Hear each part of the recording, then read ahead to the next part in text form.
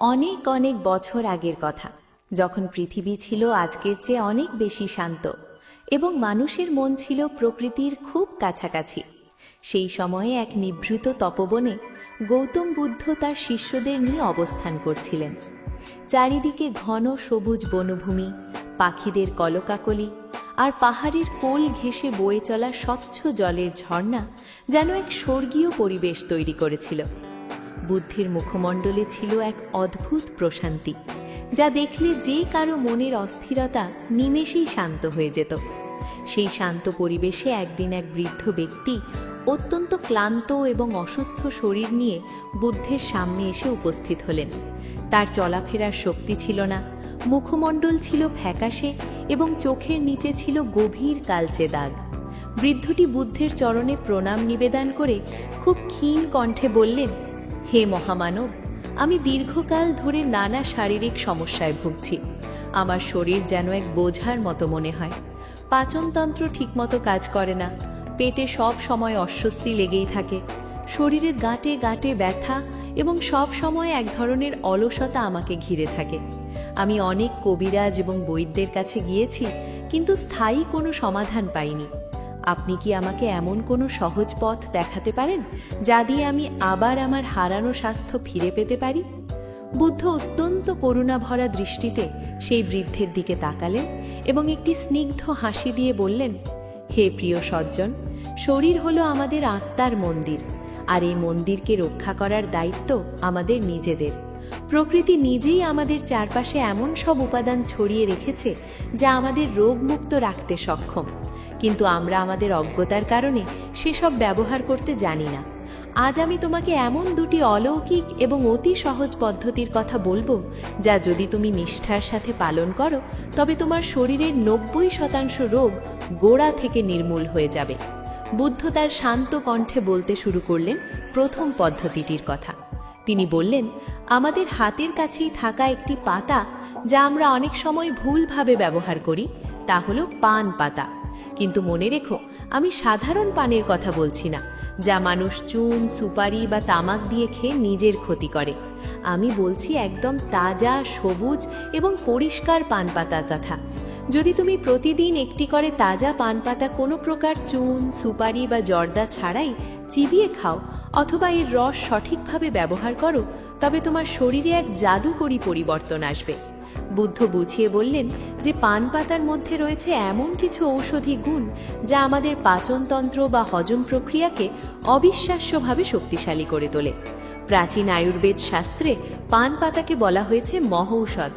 বিশেষ করে যারা দীর্ঘদিনের কোষ্ঠকাঠিন্যের সমস্যায় ভুগছেন, যাদের পেট পরিষ্কার হয় না এবং এই কারণে সারা দিন অস্বস্তি বোধ করেন, তাদের জন্য পান পাতা এক আশীর্বাদ স্বরূপ।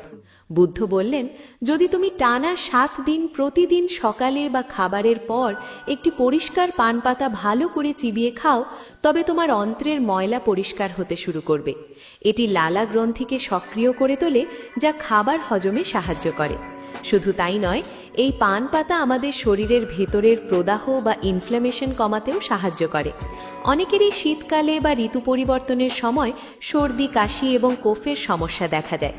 পান পাতার রস যদি হালকা গরম করে তাতে সামান্য মধু মিশিয়ে খাওয়া যায়, তবে পুরনো সর্দি এবং ফুসফুসে জমাট বাঁধা কফ খুব দ্রুত বেরিয়ে আসে। বৃদ্ধটি খুব মন দিয়ে বুদ্ধের কথাগুলো শুনছিলেন। বুদ্ধ আরও গভীরভাবে ব্যাখ্যা করতে থাকলেন পানের পাতার গুণাগুণ নিয়ে। তিনি বললেন, শরীরের জোড়ায় জোড়ায় বা জয়েন্টে যে ব্যথা হয়, যা মানুষকে চলাফেরায় অক্ষম করে দেয়, সেই যন্ত্রণার উপশমেও পান পাতা অত্যন্ত কার্যকর। পান পাতার মধ্যে রয়েছে ব্যথানাশক গুণ। এমনকি ত্বকের সমস্যায় যারা ভুগছেন, যাদের মুখে ব্রণ হয় বা ত্বকের উজ্জ্বলতা হারিয়ে গেছে, তারা যদি নিয়মিত পান পাতা সঠিক নিয়মে ব্যবহার করে, তবে তাদের রক্ত পরিষ্কার হয় এবং ত্বক হয়ে ওঠে লাবণ্যময়। অনেক সময় আমাদের মুখে দুর্গন্ধ হয়, যা মানুষের সামনে আমাদের লজ্জিত করে। পান পাতা চিবিয়ে খেলে মুখের ভেতরের ক্ষতিকর ব্যাকটেরিয়া মারা যায় এবং মুখের দুর্গন্ধ দূর হয়ে এক ধরনের সতেজতা আসে। বুদ্ধ একটু থামলেন। বনের শীতল হাওয়া তখন তার চিবুক ছুঁয়ে যাচ্ছিল। তিনি বললেন, আরও একটি গুরুত্বপূর্ণ বিষয় হলো ওজন কমানো। আজকের দিনে অনেকেই অতিরিক্ত মেদ নিয়ে চিন্তিত। পান পাতা মেটাবলিজম বা বিপাক প্রক্রিয়াকে ত্বরান্বিত করে, ফলে শরীরের বাড়তি চর্বি ঝরতে শুরু করে। তবে মনে রাখতে হবে, এই পাতাটি খাওয়ার সময় কোনোভাবেই কৃত্রিম কিছু মেশানো যাবে না। এটি সরাসরি চিবিয়ে তার রসটি গ্রহণ করতে হবে। বুদ্ধের এই কথাগুলো শুনেই বৃদ্ধের চোখে এক নতুন আশার আলো দেখা দিল। কিন্তু বুদ্ধ এখানেই শেষ করলেন না। তিনি বললেন, স্বাস্থ্য রক্ষার দ্বিতীয় পদ্ধতিটি আরও সহজ, কিন্তু এর প্রভাব অত্যন্ত গভীর এবং অলৌকিক। আর তা হলো সকালে খালি পেটে গরম জল পানের অভ্যাস। বুদ্ধ বর্ণনা করলেন কিভাবে আমাদের শরীর রাতের বেলায় বিশ্রামের সময় নিজেকে মেরামত করে এবং শরীরের ভেতরে নানা ধরনের বিষাক্ত পদার্থ বা টক্সিন জমা হয়। সকালে ঘুম থেকে উঠে যদি আমরা 1 গ্লাস হালকা গরম জল পান করি, তবে তা আমাদের শরীরের জন্য একটি শুদ্ধিকরণ প্রক্রিয়ার মতো কাজ করে। এটি যেন আমাদের অভ্যন্তরীণ অঙ্গ প্রত্যঙ্গকে স্নান করানোর মতো। বুদ্ধ বললেন, ঠান্ডা জল খেলে আমাদের পাকস্থলী সংকুচিত হয়ে যায় এবং হজম প্রক্রিয়া ধীর হয়ে যায়, কিন্তু ঈষদ উষ্ণ বা হালকা গরম জল আমাদের পাচন নালীকে শিথিল করে দেয় এবং রক্ত সঞ্চালন বাড়িয়ে দেয়। সকালে খালি পেটে গরম জল খাওয়ার ফলে আমাদের শরীরের তাপমাত্রা সামান্য বৃদ্ধি পায়, যা মেটাবলিজমকে উদ্দীপ্ত করে। এর ফলে শরীর খুব দ্রুত ক্যালোরি পোড়াতে শুরু করে এবং যারা ওজন কমাতে চান তাদের জন্য এটি সবথেকে সহজ এবং কার্যকর উপায়। বৃদ্ধটি অবাক হয়ে ভাবছিলেন, এত সাধারণ বিষয় কিভাবে এত বড় পরিবর্তন আনতে পারে। বুদ্ধ তার মনের কথা বুঝতে পেরে বললেন, প্রকৃতি খুব সাধারণ উপায়েই কাজ করে, আমরাই জটিলতা পছন্দ করি। গরম জল শুধু শরীর পরিষ্কারই করে না, এটি আমাদের স্নায়ুতন্ত্রকে শান্ত করে।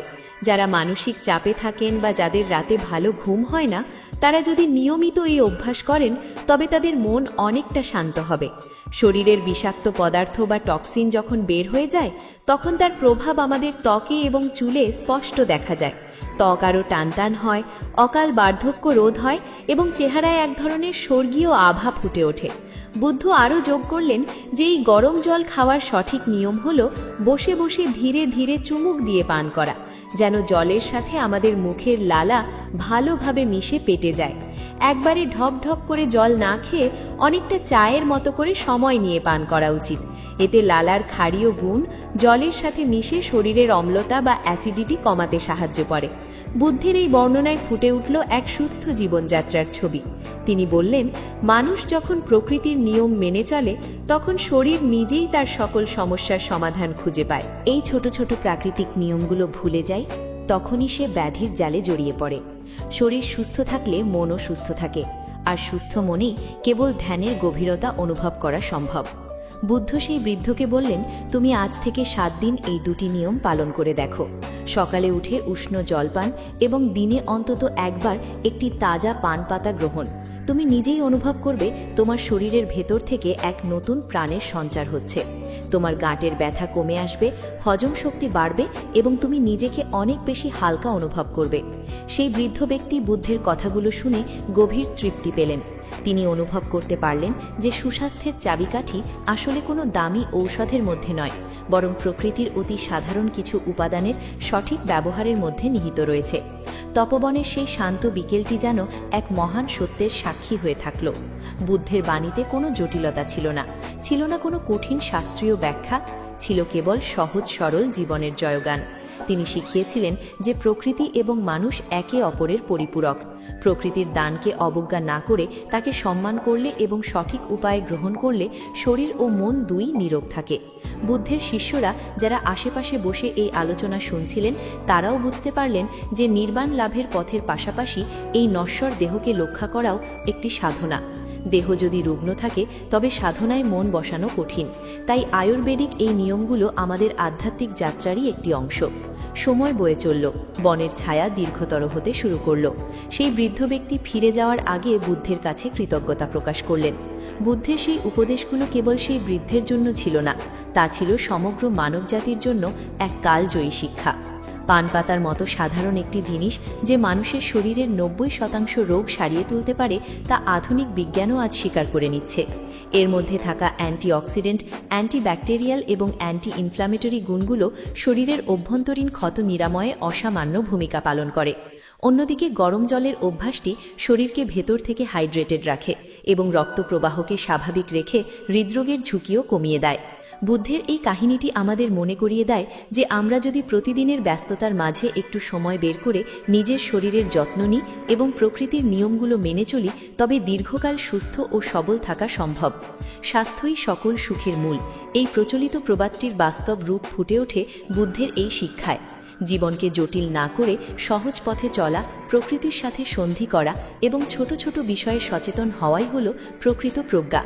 তপবনের সেই শান্ত পরিবেশে গৌতম বুদ্ধের প্রতিটি শব্দ যেন বাতাসে মিশে এক পরম শান্তির আবহ তৈরি করেছিল, যা শত শত বছর পরেও আমাদের পথ দেখায়। আমরা যদি আমাদের প্রাত্যহিক জীবনে এই নিয়মগুলো যুক্ত করতে পারি, তবে আমরাও পাব এক রোগমুক্ত উজ্জ্বল জীবন। প্রতিটি সকাল হতে পারে নতুন এক সুস্থতার শুরু। কেবল 7 দিনের এই অভ্যেসটি যদি কেউ নিষ্ঠার সাথে করতে পারে, তবে শরীরের বিষাক্ত পদার্থ বেরিয়ে গিয়ে সে এক নতুন মানুষের মতো অনুভব করবে। বুদ্ধের সেই স্মিত হাসির অন্তরালে ছিল গভীর এক সত্য, যে শরীরকে আমরা অবহেলা করি সেই শরীরের মধ্যেই লুকিয়ে আছে আমাদের মুক্তি।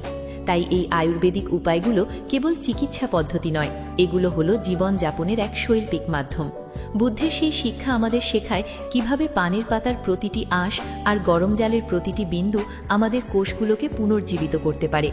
আমাদের হজম ক্ষমতা যখন বাড়ে, তখন আমাদের খাবারের পুষ্টি শরীরে ঠিক মতো শোষিত হয়, যার ফলে রোগ প্রতিরোধ ক্ষমতা বা ইমিউনিটি বহুগুণ বেড়ে যায়। আধুনিক যুগে যখন আমরা নানা ধরনের কৃত্রিম পানীয় আর ফাস্ট ফুডে অভ্যস্ত হয়ে পড়েছি, তখন বুদ্ধের এই প্রাচীন জ্ঞান আমাদের আবার শেকড়ের কাছে ফিরিয়ে নিয়ে যায়। পান পাতা খাওয়ার ফলে যে এনজাইমগুলো নিঃসৃত হয় তা আমাদের মেজাজকে ভালো রাখতেও সাহায্য করে, কারণ পেটের স্বাস্থ্যের সাথে মস্তিষ্কের এক গভীর সংযোগ রয়েছে। আবার উষ্ণ জল যখন আমাদের শিরদাঁড়া আর স্নায়ুগুলোকে শান্ত করে, তখন আমাদের চিন্তা করার ক্ষমতাও স্বচ্ছ হয়। বৃদ্ধ ব্যক্তিটি চলে যাওয়ার পর বুদ্ধ তার শিষ্যদের দিকে তাকিয়ে বললেন, জ্ঞান কেবল শোনার জন্য নয়, তা প্রয়োগের জন্য। তোমরাও এই নিয়মগুলো অনুসরণ করো এবং সাধারণ মানুষকে রোগমুক্ত হওয়ার সহজ পথ দেখাও। করুণা কেবল মনে থাকলে চলে না, মানুষের কষ্ট লাঘবের চেষ্টার মধ্যেও করুণা বাস করে। এইভাবে বুদ্ধের আশ্রমে প্রতিটি দিন কাটত এক পরম কল্যাণের ভাবনায়। বনের লতাপাতা, জল আর বাতাসের মধ্যে যে জীবন লুকিয়ে আছে তাকে চিনে নেওয়ার নামই হলে বোধি। পানের পাতার সেই গাঢ় সবুজ রং আমাদের মনে করিয়ে দেয় প্রাণশক্তির কথা, আর জলের সেই নির্মলতা আমাদের শেখায় শুদ্ধি। এই গল্পটি কেবল একটি কাহিনী নয়, এটি একটি নির্দেশিকা। আমাদের প্রত্যেকের উচিত শরীরের এই ছোট ছোট সংকেতগুলো বোঝা। যখন আমাদের শরীরে ব্যথা হয় বা ক্লান্তি আসে, তখন আমাদের বুঝতে হবে শরীর আমাদের কাছে কিছু চাইছে। সেই চাওয়াটি দামি কোনো ঔষধ নয়, বরং বিশুদ্ধ জল আর প্রকৃতির দান করা কিছু সাধারণ ভেষজ। বুদ্ধের সেই শান্ত কথাগুলো আজও আমাদের হৃদয়ে অনুরণিত হয়, যা আমাদের বলে, শরীরকে ভালোবাসো, শরীরের যত্ন নাও, কারণ এই শরীরই তোমার পরম যাত্রার একমাত্র বাহন। পানের পাতার রস আর সকালের সেই উষ্ণ জলের ধারা আমাদের জীবনে বয়ে আনতে পারে এক অলৌকিক পরিবর্তন, যা কেবল বাহ্যিক নয়, বরং অভ্যন্তরীণভাবে আমাদের শক্তিশালী করে তোলে। এই জ্ঞানের কথাগুলো ছড়িয়ে পড়ুক মানুষের দ্বারে দ্বারে, যেন কেউ অসুস্থতায় কষ্ট না পায়, যেন সবাই প্রকৃতির এই সহজ দান গ্রহণ করে সুস্থ ও সুন্দরভাবে বেঁচে থাকতে পারে। বুদ্ধের চরণে প্রণাম জানিয়ে আমরা যদি এই সাধারণ নিয়মগুলো পালন করি, তবে আমাদের জীবনও হয়ে উঠতে পারে সেই তপবনের মতোই শান্ত এবং নির্মল। প্রতিটি মুহূর্ত তখন হয়ে উঠবে এক পরম উৎসবের মতো। স্বাস্থ্য থাকাটা কোনো বিলাসিতা নয়, এটি আমাদের অধিকার এবং কর্তব্য। বুদ্ধের সেই অনুপ্রেরণামূলক বার্তাটি আমাদের শিরায় শিরায় নতুন আশার সঞ্চার করুক এবং আমাদের স্বাস্থ্যকে করে তুলুক অটুট। বুদ্ধ আবার কথা বলতে শুরু করলেন। তার কণ্ঠস্বর ছিল যেন স্নিগ্ধ ঝর্ণার শব্দ, যা শান্তভাবে বয়ে চলেছে সময়ের প্রবাহে। তিনি সেই বৃদ্ধের চোখের দিকে তাকিয়ে বললেন, বৎস, তুমি যখন সেই তাজা পান পাতাটি চিবাবে, তখন কেবল তার স্বাদ অনুভব করো না, বরং ভাবো প্রকৃতির সেই প্রাণশক্তি তোমার প্রতিটি রক্তকণিকার সাথে মিশে যাচ্ছে। এই 7 দিনের যাত্রাটি হবে তোমার শরীরের এক নবজন্ম। প্রথম দিন যখন তুমি সেই পাতাটি গ্রহণ করবে, তোমার জিহ্বার গ্রন্থিগুলো সজাগ হয়ে উঠবে। অনেক সময় আমাদের স্বাদ গ্রহণের ক্ষমতা কমে যায়, কারণ আমাদের শরীরে টক্সিন জমে থাকে। পান পাতা সেই বাধা দূর করে। দ্বিতীয় এবং তৃতীয় দিনে তুমি অনুভব করবে তোমার পেটে সেই চিরচেনা ভারী ভাবটা কমে আসছে। যারা দিনের পর দিন গ্যাসের সমস্যায় ভোগেন, যাদের বুক জ্বালাপোড়া করে, তারা বুঝতে পারবেন কিভাবে এক অলৌকিক শীতলতা পাকস্থলীকে শান্ত করছে। আমাদের আধুনিক জীবনযাত্রায় আমরা কতই না অপ্রাকৃতিক খাবার গ্রহণ করি, যা আমাদের অন্ত্রের দেয়ালে এক ধরনের আস্তরণ তৈরি করে। পান পাতার রস সেই আস্তরণকে নরম করে দেয় এবং শরীর থেকে ময়লা বের করে দিতে সাহায্য করে।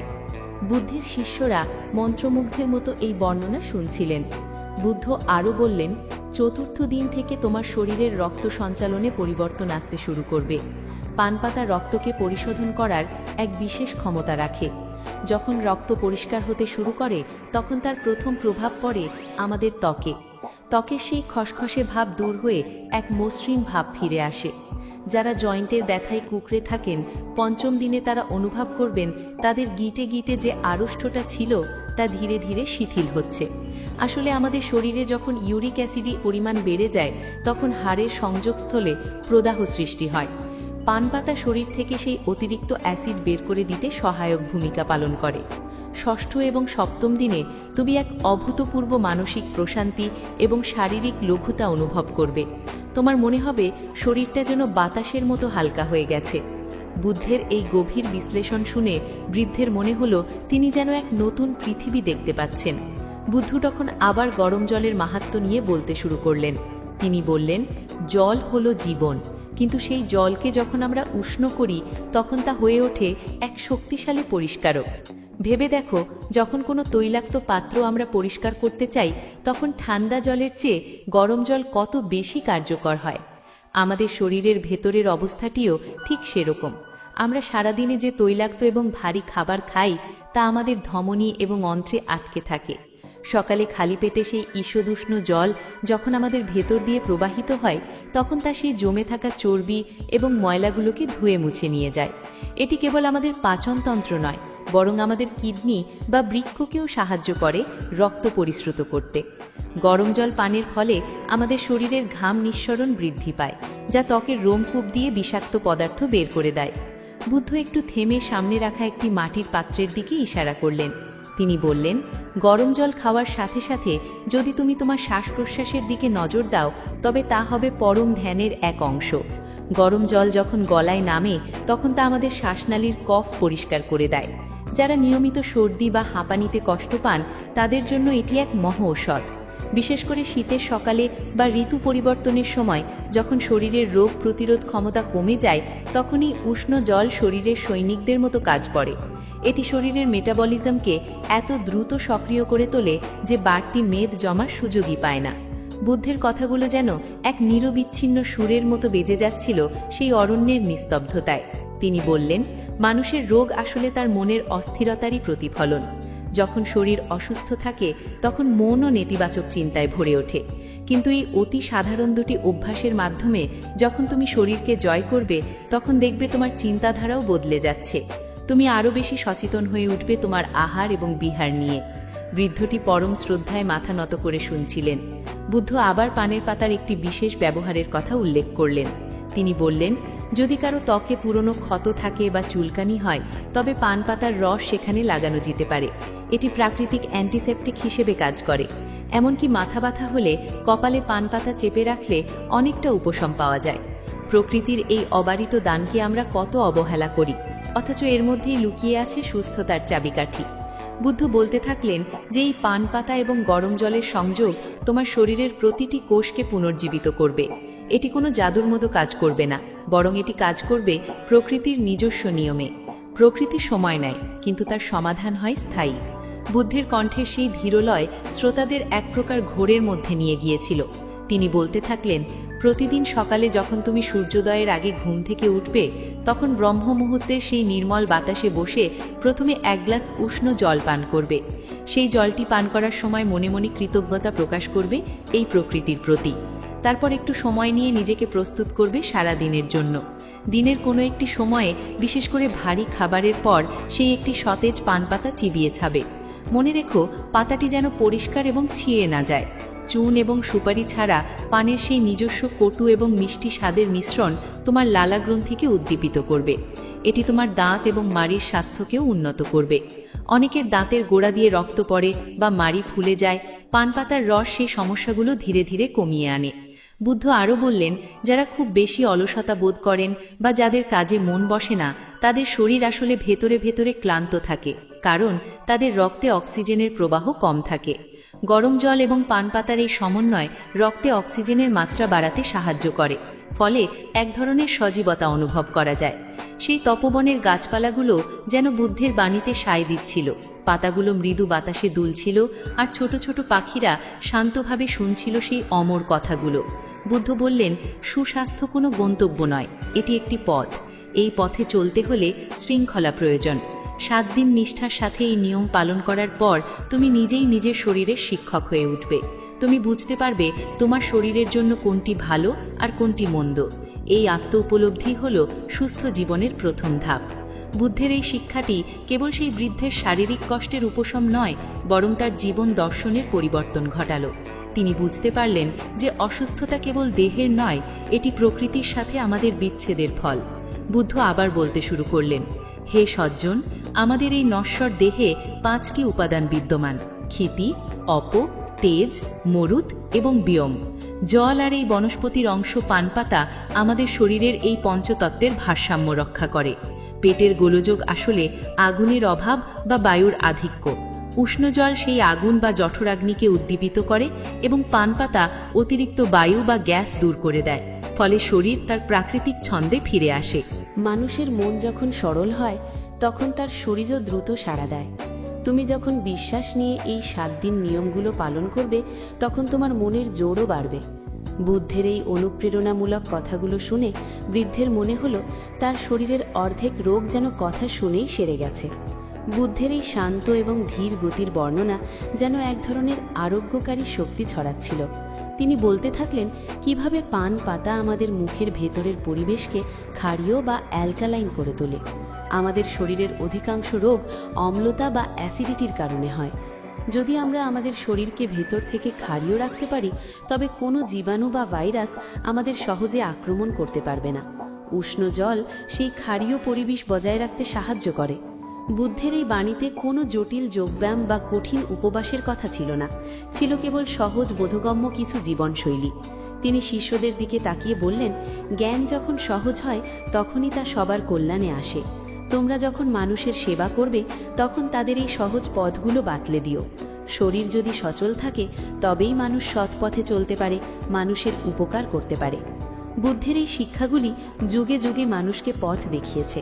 এই ভিডিওটি বা এই কাহিনীটি আমাদের সেই আদি ও অকৃত্রিম সত্যের কথা মনে করিয়ে দেয়, যা আমরা আধুনিকতার ভিড়ে হারিয়ে ফেলেছি। বুদ্ধের সেই শান্ত মুখচ্ছবি আর তার অমৃত সমান কথাগুলো যেন এক শীতল প্রলেপের মতো কাজ করে। তিনি আবার মনে করিয়ে দিলেন যে 7 দিনের এই অভ্যাসে তোমার শরীরের প্রতিটি অঙ্গের কর্মক্ষমতা বাড়বে।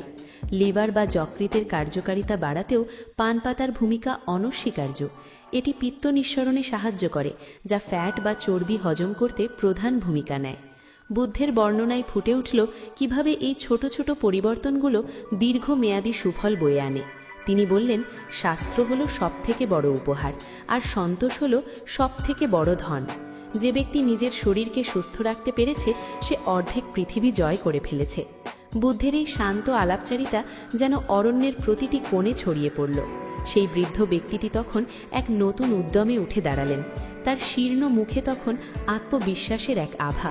তিনি বুঝলেন যে এই 7 দিন কেবল তার শরীর নয়, তার জীবনকেও বদলে দেবে। বুদ্ধের এই গল্পটি আমাদের শিক্ষা দেয় যে আমরা যদি প্রকৃতির খুব কাছে যাই, প্রকৃতি আমাদের দুহাত ভরে ফিরিয়ে দেয়। কোনো দামি রাসায়নিক ছাড়াই আমাদের শরীর নিজেকে নিরাময় করতে পারে, যদি আমরা তাকে সঠিক পরিবেশ দিই। সকালে উঠে সেই 1 গ্লাস উষ্ণ জল যেন এক পবিত্র সংকল্পের মতো, যা আমাদের শরীরকে ভেতর থেকে ধুয়ে পরিষ্কার করে দেয়।